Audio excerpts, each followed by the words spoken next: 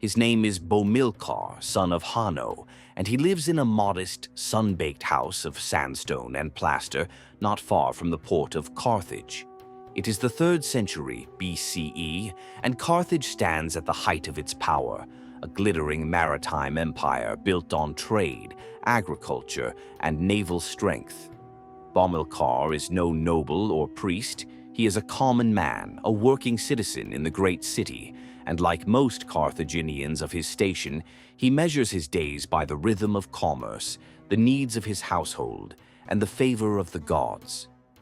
Bomilcar is in his early 30s, lean, tanned, and accustomed to the labor of the docks.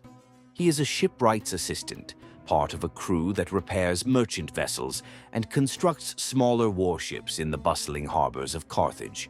His work begins at dawn, after a small meal of dates, bread, and watered wine, and continues until the sun sinks over the sea.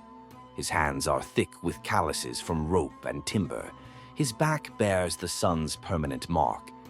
He takes pride in his craft. He knows that Carthage's greatness rests on the strength of its ships, and though he is not wealthy, he is part of something larger than himself.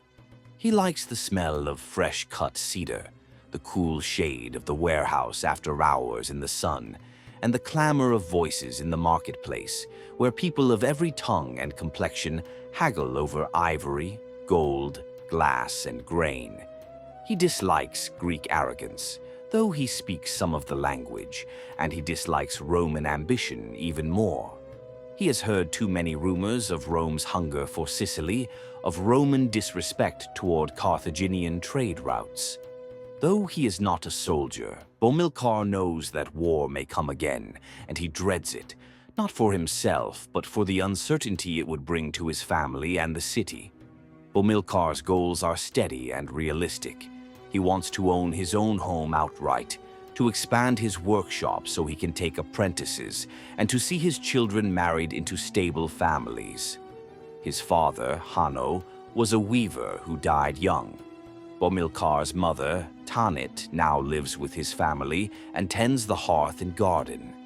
His wife, Abishalom, is quiet, industrious, and pious, raising their 2 children, Hasdrubal, age 8, and little Salambo, age 4, with a mix of affection and discipline. Bomilcar is not a man of many words, but he speaks gently to his wife and listens to her counsel, especially when she interprets omens or dreams. Their relationship is based on mutual labor and trust, not romance in the modern sense, but a deep companionship nonetheless. He dreams sometimes of sailing on a great voyage, perhaps west beyond the Pillars of Heracles to the mysterious lands spoken of by Phoenician traders. He dreams, too, of a city at peace, where his children can rise higher than he did, perhaps even enter the priesthood or the merchant guilds. But these dreams live quietly in the background of his mind, softened by the daily demands of work, food, and worship. His worldview is shaped by tradition and practicality. The gods are real and close. Baal Hammon, the great sky father, Tanit, the protective goddess of fertility and the home. He believes they bless the faithful and punish the arrogant. He attends rituals at the Topet on holy days, where sacrifices are made to ensure prosperity and health. He does not question the priesthood or the ancestral rites. It is not his place. The world is ordered, hierarchical, and full of portents. Dreams carry meaning. Storms carry messages. The flight of birds can change a man's fate. To Bomilcar, what is morally right is honoring the gods, obeying one's parents, raising strong and obedient children, treating workers fairly, and keeping one's word in the marketplace. He believes theft is wrong, but haggling aggressively is wise. He disdains cowardice and false pride. He does not trust the Greek philosophers with their endless talking, nor the Romans with their rigid laws. He respects Phoenician cunning and Numidian horsemanship, and he believes Carthage must remain strong, for the world is ruled by those who control the seas. In his leisure time, Bomilcar drinks with his fellow workers in the shade of the shipyard wall. They share jugs of barley beer or sweet wine, tell stories about failed repairs or foolish captains, and sometimes debate the latest rumors from the Council of Elders. Once a week, he attends a wrestling match or chariot race near the city center, cheering for local champions. He enjoys music, especially the beating of drums and the keening of double flutes, and occasionally dances during festivals, though he laughs at himself afterward for his stiffness.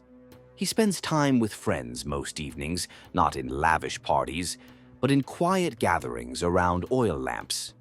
His closest friend, Abdalonim, is a fellow shipwright with a wicked sense of humor and a deep love for astrology. They often sit and watch the stars together, speculating on omens and arguing about trade winds.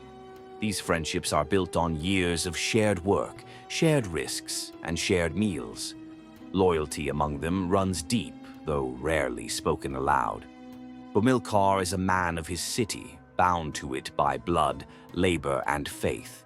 He fears that Carthage may one day fall if its leaders grow too greedy, or if the Romans continue their rise, but he pushes those thoughts away.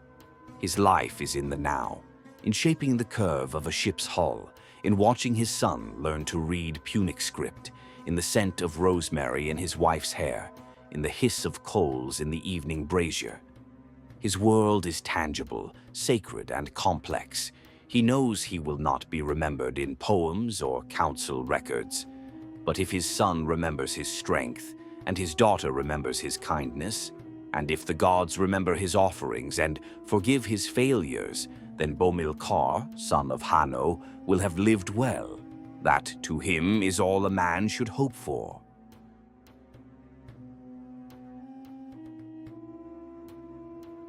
This video is now in your past. We hope to see you here again in the future. If you enjoyed this video, please like, comment, and subscribe. Until next time, thank you for watching.